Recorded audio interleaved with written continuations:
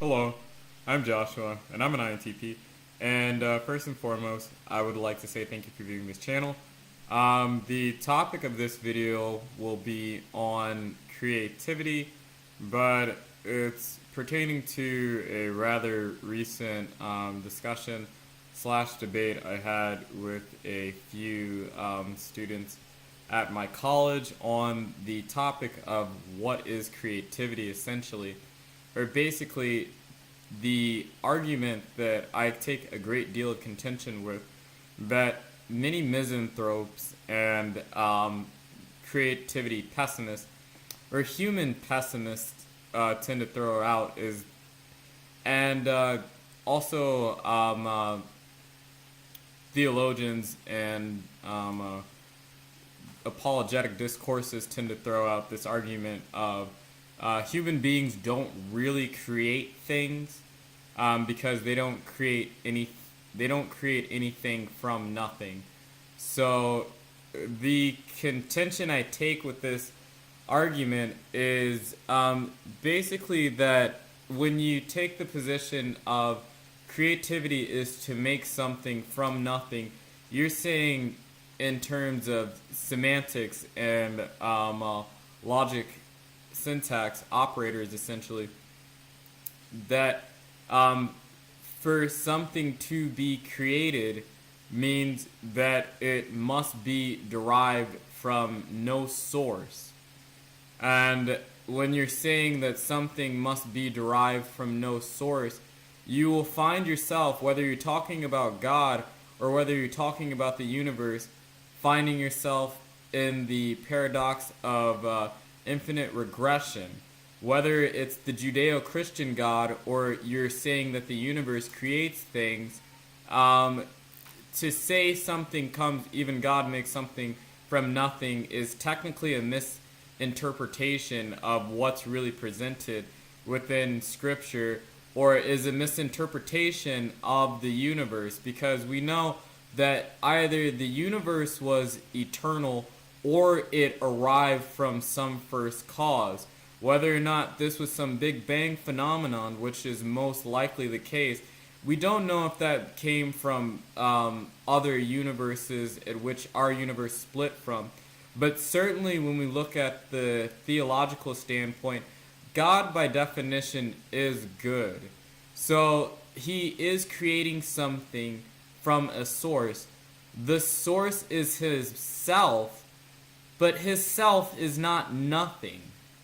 Hopefully that is clear to say that you cannot make, even God does not make something from nothing at all. Even if matter is fundamentally material and there was some type of transmutation from the spiritual effects of a good God by definition, which is why when God creates anything, it's called good.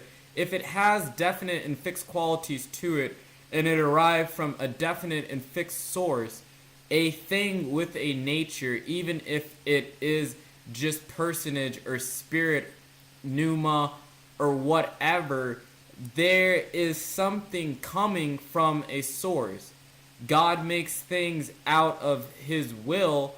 God may make things out of his word, but he makes things from his power. It's why he's all powerful. He doesn't make something out of nothing. He brings things into existence from himself, which is why he is king, reign, and dictator. Dictator not in the pejorative sense, but why in the Christian Bible, the world and all the universe belong to him because it came from him.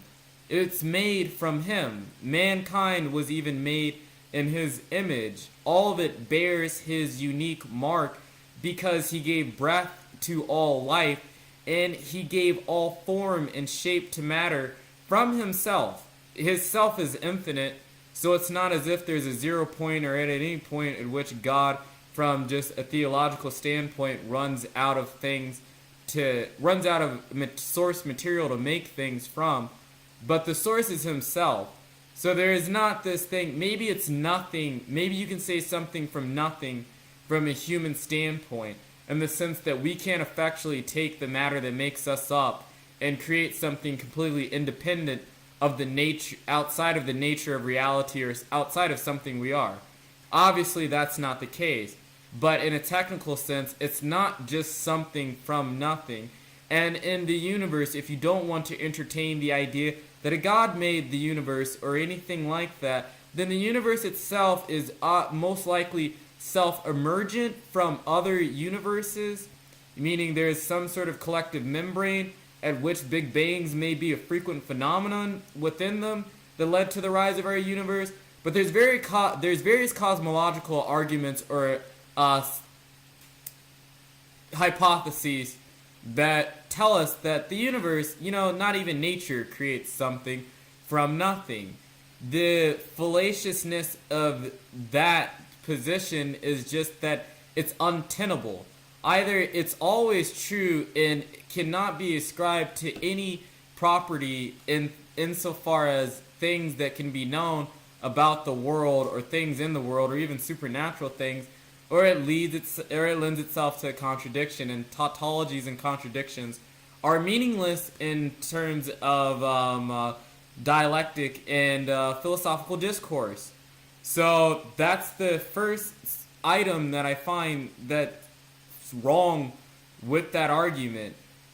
Nextly, it's primarily that I would agree that the fact that human beings make things from source materials means that they don't make something from nothing.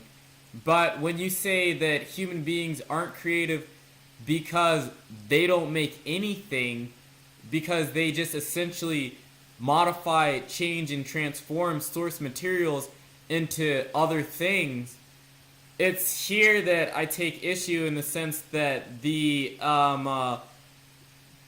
terms of the syllogistic problems with that statement. Because when you say anything, you mean that all objects, well, logically, this is what that means. Even if you don't mean this, logically, this is what that means. It is saying that all objects in the world are things that, well, anything means all. So it means you take the class or the category of all things in the world, all objects. And you're saying human beings don't create anything. You're saying that all objects in the world arise from any kind of cause. Well, all objects in the world arise from any kind of cause that's not anthropomorphic, or that's not human. And so you're telling me essentially that buildings rise from the ground or rise from the earth. And if you're saying no, that's not what I mean, but I mean that the thing that human beings have done is taken things that already rest within the world, such as steel, rubber, and all other various types of elements and compounds, and have essentially just engineered them to create cars or to create buildings. I would say there that, well, there's the fallacy of composition embedded in it, because implicitly what the individual is saying is that because matter is a property of an object, the object essentially can be regressed down to matter. Or what the individual is saying is because rubber or steel is a property of said object, the object can be essentially regressed down into rubber, steel, or any number of the sum of the resources that make the thing up. Well, that is wrong from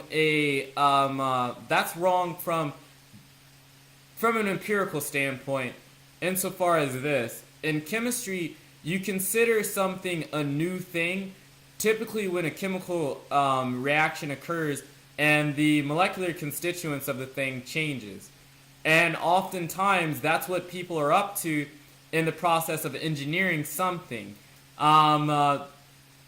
Even, welding is a prime example, because you're melting the metal to be malleable and you're changing the constituencies of the thing. Maybe not of it completely in the long run, but you have to manipulate something about the overall the chemical composition, or at least the tendencies for the chemical structures to be yielding to your will or something of those effects.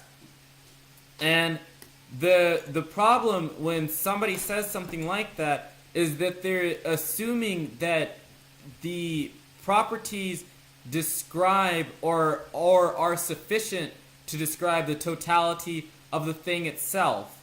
I mean to say specifically that if you're telling me that a car is steel and is metal, that is true. But if you're telling me that's all a car is, or essentially that a car only has the properties to it that steel and metal have, obviously, excuse me, not steel and metal, but steel is a metal, but steel and rubber independently can't do what a car does.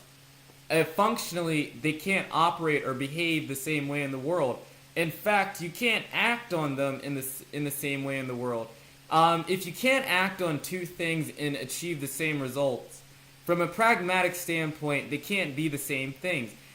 Fundamentally, they have different identities, and that's an equality that holds true even in mathematical reasoning.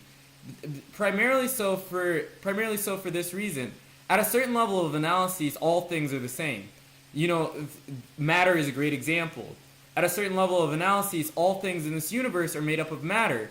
But to say that the property of matter is the only meaningful property of the thing is I can't say it's exactly a fallacy, but it's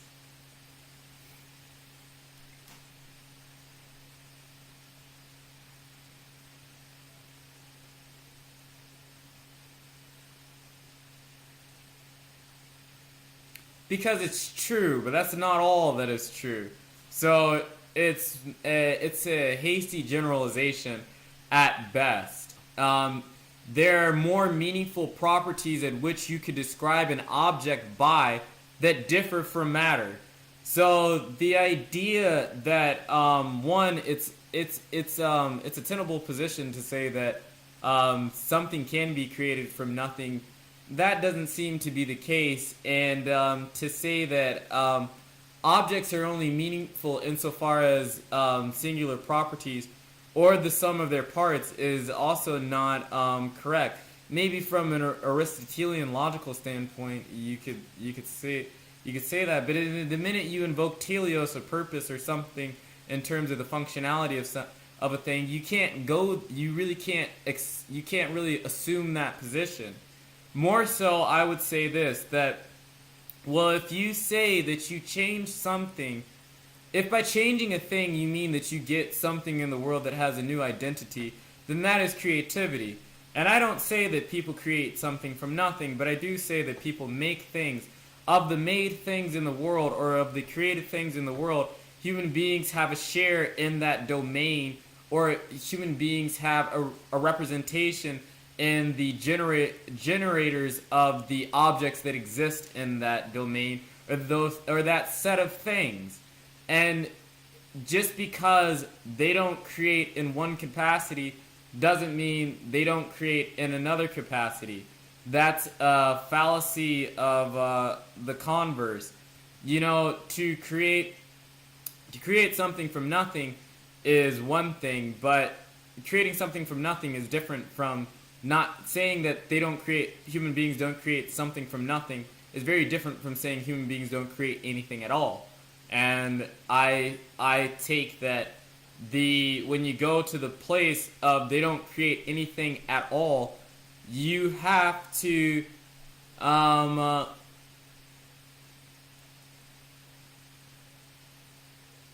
commit many missteps in reasoning, because, or you have to have a very particular definition of what you consider an object to be, or what you consider creativity to be.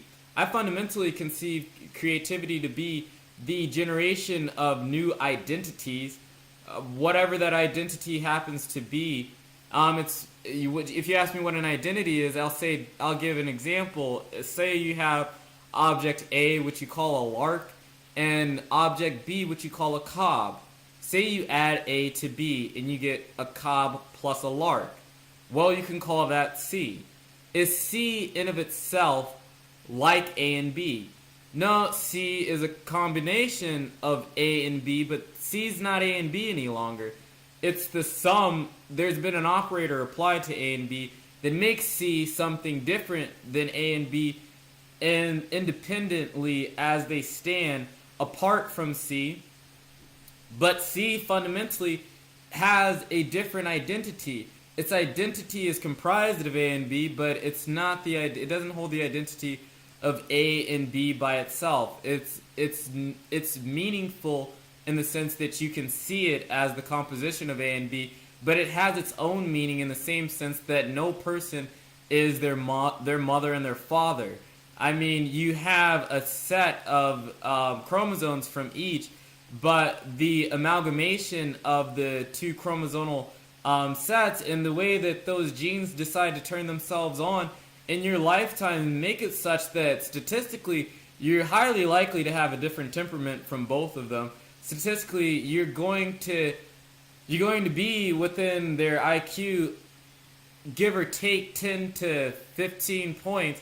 There's going to be said variation between who you are as an individual and who they are as an individual on multiple levels of analyses, such that you will not say that you cannot say that you are them. You're something that's a product of them, but you're not them. And I think anytime somebody wants to assume that position, they're rather placating and they're not truly interested and trying to get at what's actually in reality. Like, how can we think about something? Maybe human beings aren't perfect, and I mean to say that human beings aren't perfect. Pure reasoning is not perfect. Measurement and instrumentation is not perfect. None of it's perfect. The scientific method is not perfect. Pure logic and rationality is not a perfect pursuit. But it's not to say that and we definitely have our biases and the faults in our perception and the flaws in the angles of our nature, but these flaws and the limitations of these fields, or at least processes of human engagement, have never proven themselves to be completely useless, insofar as we're not able to ascertain viable results that prove themselves to be fruitful for our use and understanding and conception of the world. I mean, it's, to me, a desire for pessimism or meaninglessness that leads any person, or just naivety or just misunderstanding that leads any one person to take this position. But I noticed that given postmodernism and given nihilism, misanthropy, and pessimism, and all a host of other ideological frameworks and philosophical standpoints, that sentiments or propositions like this are becoming more normative. At least they seem to be on a college campus.